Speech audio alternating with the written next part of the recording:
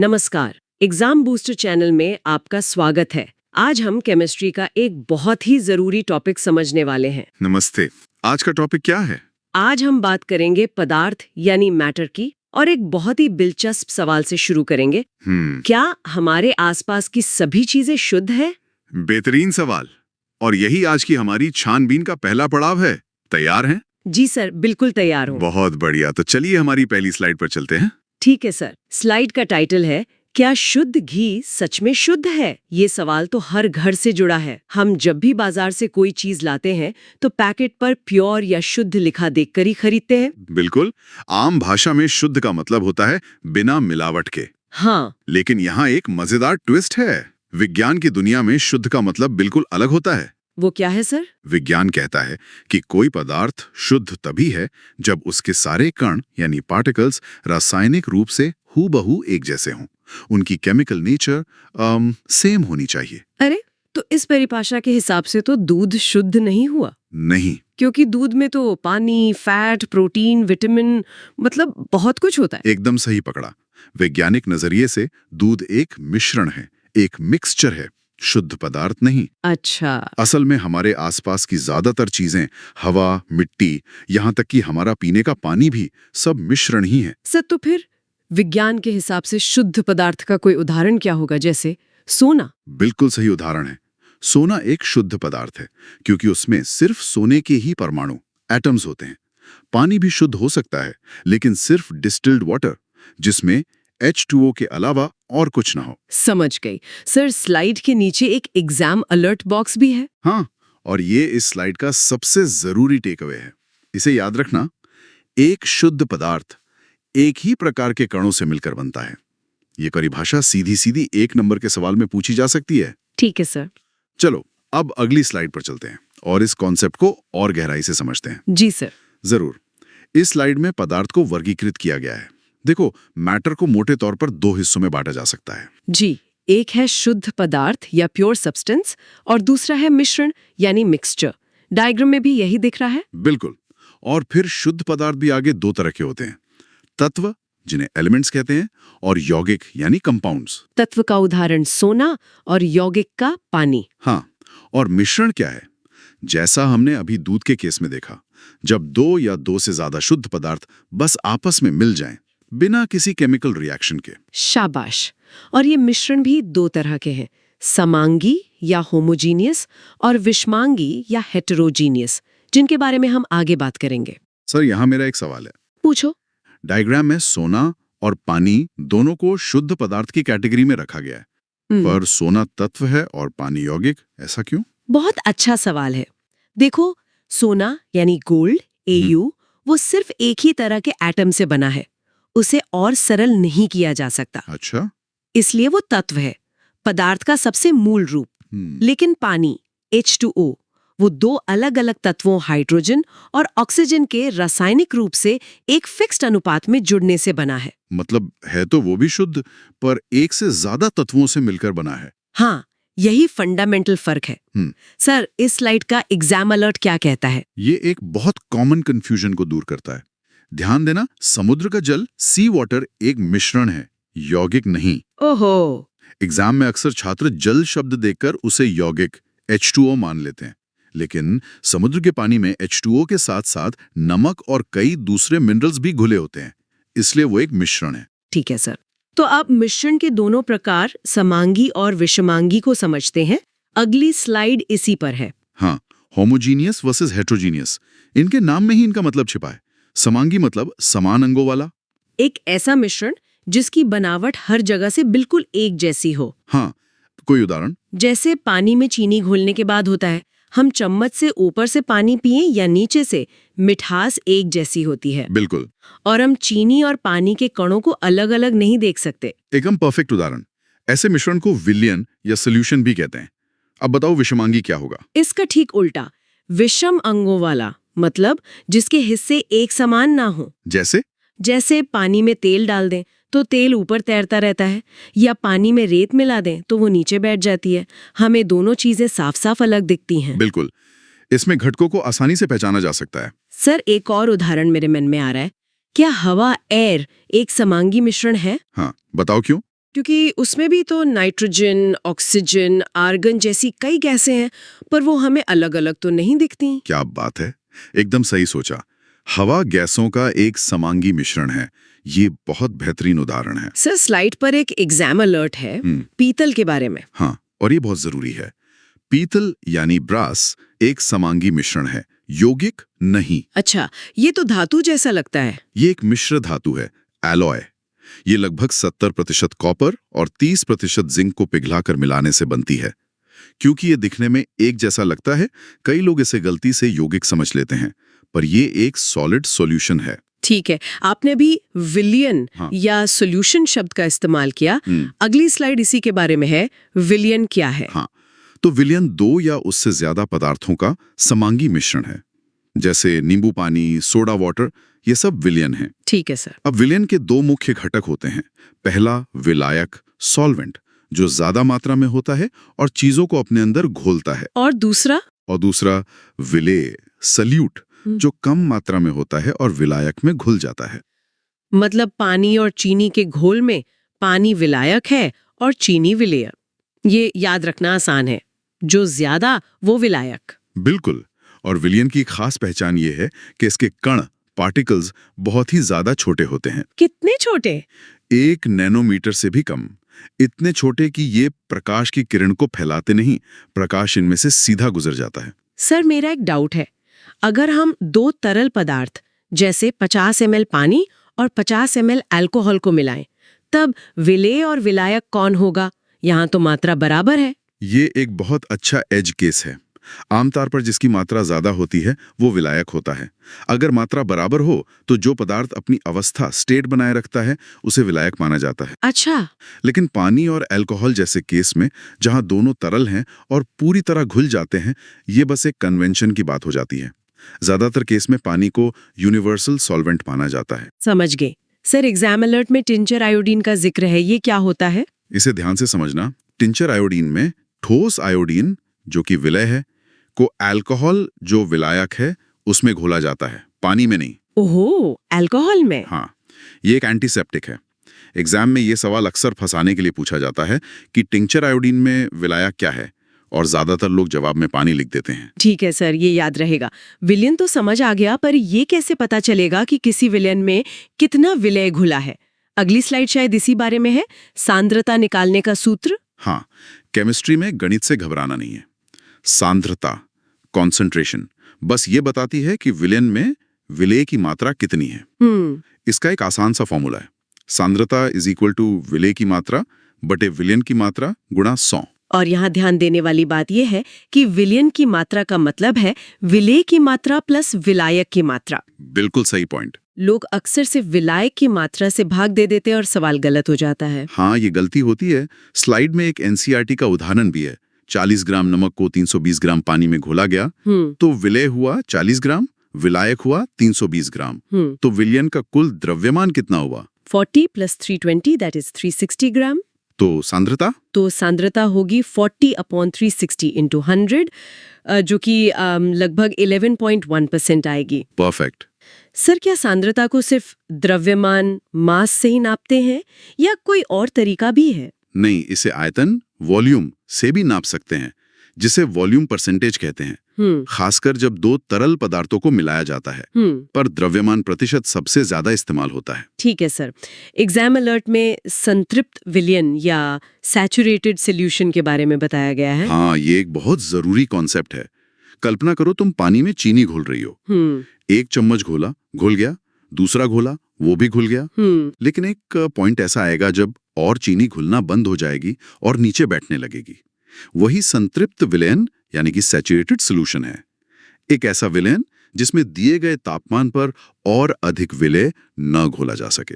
मतलब विलयन की कैपेसिटी पूरी हो गई। बिल्कुल। तो अभी हमने देखा कि विलयन में कण पूरी तरह घुल जाते हैं, पर क्या होता है जब कण घुलते नहीं? अगली स्लाइड का टाइटल बड़ा मजेदार है, निलंबन, जो घुलता नहीं, लटकता है। हाँ, निलंबन सस्पेंशन को समझने का ये सबसे अच्छा तरीका है।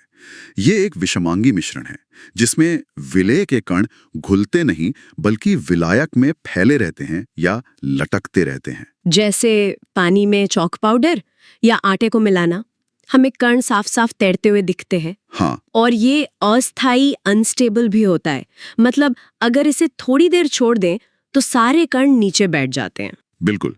और जब कण नीचे बैठ जाते हैं तो मिश्रण लगभग पारदर्शी हो जाता है। एक और बात, निलंबन के कण इतने बड़े होते हैं कि उन्हें नंगी आंखों से देखा जा सकता है। सर, क्या हर विषमांगी मिश्रण को हम निलंबन कह सकते हैं? नहीं, ये एक अच्छा सवाल है। हर निलंबन विषमांगी होता है, पर हर विषमांगी मिश्रण निलंबन हो ये जरूरी नहीं। जैसे पानी और तेल का मिश्रण विषमांगी है, पर उसमें कण लटकने के बजाय एक अलग परत बना लेते हैं। निलंबन की खासियत है कणों का माध्यम में बिखरे रहना और फिर गुरुत्वाकर्षण से नीचे बैठ जाना। समझ गई। सर, एग्जाम अलर्ट बॉक्स में छानने की विधि, फिल्ट्रेशन का जिक्र है। करेक्ट, ये निलंबन का एक महत्वपूर्ण गुण है। निलंबन के घटकों को छानने की विधि फिल्ट्रेशन से आसानी से अलग किया जा सकता है। क्यों? क्योंकि इसके कण बड़े होते हैं और फिल्टर पेपर के छेदों से पार नहीं जा पाते, जबकि विलयन में कण इतने छोटे होते हैं कि वो फिल्टर पेपर से निकल जाते हैं। ठीक है सर, चलिए अब अगली स्लाइड पर चलते हैं। इसका टाइटल तो और भी कंफ्यूजिंग है, कोलाइड, दिखता समांगी होता विश्वांगी। ये केमिस्ट्री के सबसे दिलचस्प टॉपिक्स में से एक है। हाँ। हम बात कर रहे हैं कोलॉइड की। इसका सबसे क्लासिक उदाहरण है दूध। दूध देखने में कैसा लगता है? बिल्कुल एक जैसा, समांगी। ऐसा नहीं लगता कि उसमें कुछ अलग अलग तैर रहा है। सही, पर असल में दूध एक विषमांगी मिश्रण है। ये एक कोलाइड है। पर ऐसा कैसे हो सकता है सर? ऐसा इसलिए क्योंकि कोलाइड के कणों का आकार विलयन के कणों से बड़ा लेकिन निलंबन के कणों से छोटा होता है। ये एक बीच की स्थिति है।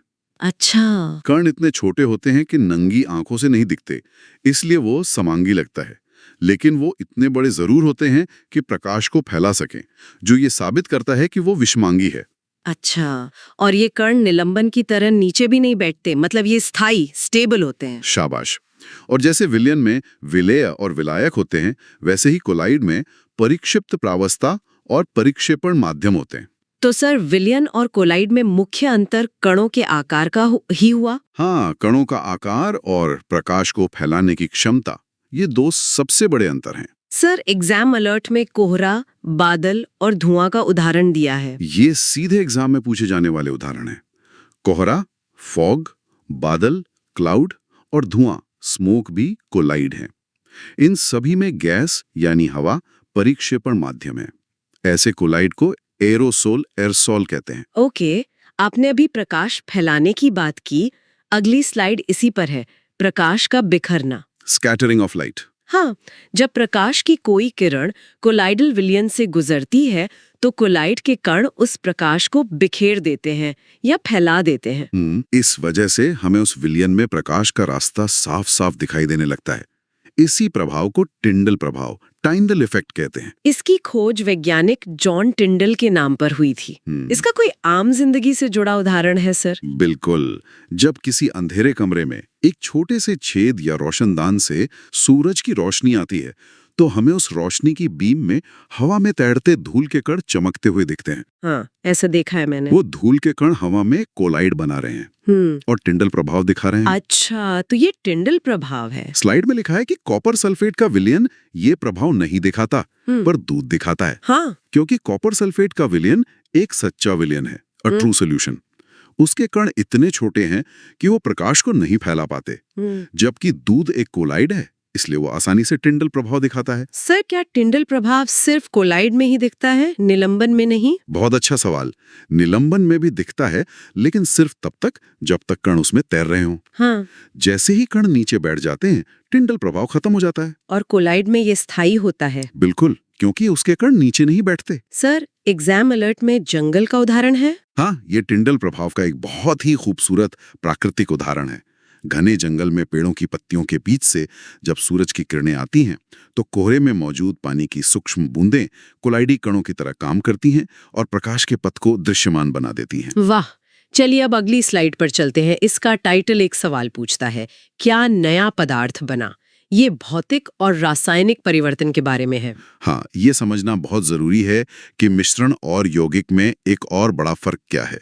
ये फर्क जुड़ा है भौतिक, फिजिकल और रासायनिक, केमिकल परिवर्तनों से। भौतिक परिवर्तन वो होता है जिसमें पदार्थ का सिर्फ रूप या अवस्था बदलती है, पर कोई नया पदार्थ नहीं बनता। जैसे बर्फ का पिघलकर पानी बनना है तो वो H2O ही। हाँ, और ये परिवर्तनीय, रिवर्सिबल भी होता है। हम पानी को वापस बर्फ बना सकते हैं। बहुत अच्छे। वहीं दूसरी तरफ रासायनिक परिवर्तन में हमेशा एक या एक से ज्यादा नए पदार्थ बनते हैं जिनके गुण पहले वाले पदार्थ से बिल्कुल अलग होते हैं। जैसे कागज का जलना। सही। जलने के बाद राख और धुआं बनता है जिनसे वापस कागज नहीं बनाया जा सकता। और इसे ही रासायनिक प्रतिक्रिया, केमिकल रिएक्शन कहते हैं। बिल्कुल। सर, एक कॉमन डाउट है, जब हम चीनी को पानी में घोलते हैं तो ये भौतिक परिवर्तन है या रासायनिक? ये एक भौतिक परिवर्तन है। लेकिन चीनी तो दिखना बंद हो जाती है। हाँ, पर वो पानी के साथ कोई रासायनिक क्रिया नहीं करती। अगर हम उस पानी को उबालकर भाप बना दें तो बर्तन में हमें चीनी वापस मिल जाएगी, कोई नया पदार्थ नहीं बना। ये बहुत अच्छा उदाहरण था। सर, एग्जाम अलर्ट तो बहुत ही दिलचस्प है। मोमबत्ती का जलना। हाँ, और ये एग्जामिनर का पसंदीदा सवाल है। मोमबत्ती का जलना एक ही समय पर भौतिक और रासायनिक दोनों परिवर्तन है। दोनों एक साथ? हाँ, मोम का पिघलकर नीचे गिरना एक भौतिक परिवर्तन है, क्योंकि वो पिघला हुआ मोम ठंडा होकर वापस ठोस मोम बन सकता है। लेकिन बत्ती के साथ मोम का जलना, जिससे हमें रोशनी और गर्मी मिल रही है, वो एक रासायनिक परिवर्तन है। अब हम शुद्ध पदार्थों पर वापस आते हैं। अगली स्लाइड है तत्व, एलिमेंट के बारे में, जिसका टाइटल है जिसे और तोड़ा नहीं जा सकता। यही तत्वों की सबसे सरल परिभाषा है। तत्वों पदार्थ का वो मूल रूप है जिसे किसी भी रासायनिक प्रतिक्रिया से और ज्यादा सरल पदार्थों में विभाजित नहीं किया जा सकता। मतलब ये सबसे बेसिक फॉर्म है। हाँ, आप लोहे से कुछ भी कर लें, वो लोहा ही रहेगा। उससे कार्बन या ऑक्सीजन नहीं निकाल सकते। इसकी परिभाषा सबसे पहले रॉबर्ट बॉयल ने दी थी। और तत्वों को उनके गुणों के आधार पर 3 मुख्य श्रेणियों में बांटा गया है: धातु, अधातु और उपधातु। Metals, non metals and metalloids. सही। धातु चमकीले, ठोस और बिजली के सुचालक होते हैं, जैसे सोना, चांदी, लोहा। अधातु ज्यादातर सुचालक नहीं होते, जैसे ऑक्सीजन, हाइड्रोजन, कार्बन। और उपधातु के गुण इन दोनों के बीच के होते हैं, जैसे सिलिकॉन और जर्मेनियम। सर, क्या हमारे शरीर में भी तत्व पाए जाते हैं? बिल्कुल, हमारा शरीर भी इन्हीं तत्वों से बना है।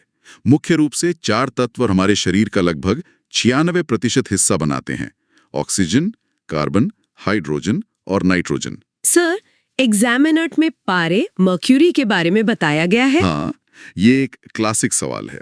पारा, मर्क्यूरी, एकमात्र ऐसी धातु है जो कमरे के तापमान पर द्रव, लिक्विड अवस्था में पाई जाती है। अच्छा, और कोई है? इसी तरह ब्रोमीन एकमात्र ऐसी अधातु है जो द्रव अवस्था में होती है। तत्व तो समझ आ गया सर। अब देखते हैं कि यौगिक कंपाउंड कैसे बनते हैं। अगली स्लाइड नियत अनुपात का नियम पर है। हाँ, ये नियम यौगिक की आत्मा है। नियत अनुपात का नियम, लॉ ऑफ कांस्टेंट प्रोपोर्शंस, ये कहता है कि किसी भी यौगिक में तत्व हमेशा द्रव्यमान के एक निश्चित अनुपात में ही आपस में रासायनिक रूप से जुड़ते हैं। जैसे पानी, H2O का उदाहरण लें। चाहे हम पानी नदी से लें, समुद्र से लें या लैब में बनाएं, उसमें हमेशा हाइड्रोजन और ऑक्सीजन के द्रव्यमान का अनुपात 1.8 ही रहेगा। बिल्कुल। और यौगिक की सबसे हैरान करने वाली बात यह है कि बनने के बाद इसके गुण अपने बनाने वाले तत्वों से बिल्कुल अलग हो जाते हैं। हाँ, ये बहुत मजेदार है। सोचो, हाइड्रोजन गैस खुद जलती है, ऑक्सीजन गैस जलने में मदद करती है, पर इन दोनों से बना पानी आग बुझाता है। ये तो वाकई में जादू जैसा लगता है। और इन्हें सिर्फ रासायनिक विधि से ही अलग किया जा सकता है, भौतिक विधि से नहीं। सही। आप पानी को छानकर हाइड्रोजन और ऑक्सीजन अलग नहीं कर सकते। सर, एग्जाम अलर्ट में हवा और कार्बन डाइऑक्साइड की तुलना की गई है। हाँ, ये मिश्रण और यौगिक के बीच का सबसे अच्छा अंतर बताता है। हवा एक मिश्रण है, लेकिन कार्बन डाइऑक्साइड CO2 एक यौगिक है। क्यों? क्योंकि हवा में गैसों का अनुपात जगह और समय के हिसाब से थोड़ा बहुत बदल सकता है, पर CO2 में कार्बन और ऑक्सीजन का अनुपात हमेशा फिक्स रहता है। ठीक है सर। इस अंतर को और अच्छे से समझने के लिए अगली स्लाइड में एक प्रैक्टिकल उदाहरण है। चुंबक क्या बताएगा, द मैग्नेट टेस्ट। हाँ, ये एक क्लासिक एक्सपेरिमेंट है। मान लो हमने एक कटोरी में लोहे का बुरादा और सल्फर पाउडर को बस मिला दिया। ये एक मिश्रण है। अब अगर हम इसके पास एक चुंबक ले जाएं तो क्या होगा? लोहे का बुरादा चुंबक से चिपक जाएगा और सल्फर से अलग हो जाएगा। क्यों? क्योंकि मिश्रण में लोहे ने अपने चुंबकीय गुण नहीं खोए। एकदम सही। अब दूसरी स्थिति देखो, हमने इसी मिश्रण को गर्म किया। गर्म करने पर लोहा और सल्फर के बीच रासायनिक क्रिया हुई और एक नया काला पदार्थ बना, आयरन सल्फाइड FeS। ये एक यौगिक है, हाँ, अब अगर हम इसके पास चुंबक ले जाएं तो कुछ नहीं होगा। क्योंकि अब वो लोहा रहा ही नहीं, वो एक नया पदार्थ बन गया है जिसके गुण लोहे जैसे नहीं हैं। अब मुझे मिश्रण और यौगिक का अंतर क्रिस्टल क्लियर हो गया है। यही मुख्य अंतर है। मिश्रण को भौतिक तरीकों से अलग किया जा सकता है, पर यौगिक को नहीं। सर, एग्जाम अलर्ट में एक गैस का जिक्र है जिसकी गंध सड़े अंडे जैसी होती है। हाँ, ये इस एक्सपेरिमेंट का अगला हिस्सा है। जब हम बने हुए यौगिक FS में एसिड डालते हैं तो हाइड्रोजन सल्फाइड H2S गैस निकलती है, जिसकी गंध सड़े हुए अंडे जैसी होती है। अच्छा, ये इस बात का सबूत है कि यौगिक बन चुका है। चलिए सर, अब आज की क्लास के आखिरी हिस्से पे चलते हैं। अगली स्लाइड में एक टेबल है, एक नजर में अंतर। ये रिवीजन के लिए बेस्ट है। बिल्कुल, ये टेबल अब तक हमने जो भी सीखा है उसे समेट देती है। चलो एक एक करके पॉइंट्स देखते हैं। पहला पॉइंट है संगठन, कंपोजिशन। मिश्रण का संगठन परिवर्तनीय होता है जबकि यौगिक का स्थायी होता है। सही। अगला पॉइंट, गुण, प्रॉपर्टीज। मिश्रण अपने घटकों के गुण दर्शाता है, लेकिन यौगिक के गुण अपने घटकों से पूरी तरह अलग होते हैं। बहुत अच्छे। तीसरा पॉइंट, पृथक्करण, सेपरेशन। मिश्रण को भौतिक विधियों से अलग किया जा सकता है, यौगिक को केवल रासायनिक विधियों से। और आखिरी निष्कर्ष, मिश्रण में कोई नया पदार्थ नहीं बनता, जबकि यौगिक में हमेशा एक नया पदार्थ बनता है। शानदार। ये 4 पॉइंट याद रख लिए तो मिश्रण और यौगिक में कभी कोई गलती नहीं होगी। सर, आखिरी एग्जाम अलर्ट भी देख लेते हैं। हाँ, ये 2 बहुत ही सामान्य उदाहरण हैं। मिट्टी एक मिश्रण है, जबकि चीनी एक यौगिक है। अच्छा, मिट्टी में रेत, खनिज, कंकड़, ह्यूमस जैसी कई चीजें किसी भी अनुपात में मिली होती हैं, पर चीनी, जिसका फॉर्मूला C12H22O11 है, एक यौगिक है जिसमें कार्बन, हाइड्रोजन और ऑक्सीजन का अनुपात हमेशा निश्चित रहता है। तो ये थी हमारी आज की क्लास। सर, आज तो पदार्थ के बारे में सोचने का पूरा नजरिया ही बदल गया। खासकर शुद्ध, मिश्रण और यौगिक के बीच का फर्क अब बिल्कुल साफ है। मुझे खुशी है कि ये कॉन्सेप्ट सब क्लियर हो गए। केमिस्ट्री को अगर इस तरह समझा जाए तो ये बहुत ही लॉजिकल और मजेदार विषय है। जी सर, अगर आपको हमारा ये प्रयास अच्छा लगा तो वीडियो को लाइक और चैनल को सब्सक्राइब जरूर करें। इससे हमें आपके लिए और भी बेहतर कंटेंट बनाने की प्रेरणा मिलती है। और अगर आप कोई खास टॉपिक समझना चाहते हैं तो नीचे कमेंट्स में हमें जरूर बताएं। हम उस पर वीडियो बनाने की पूरी कोशिश करेंगे। तो मिलते हैं अगली क्लास में। तब तक पढ़ते रहिए और सीखते रहिए।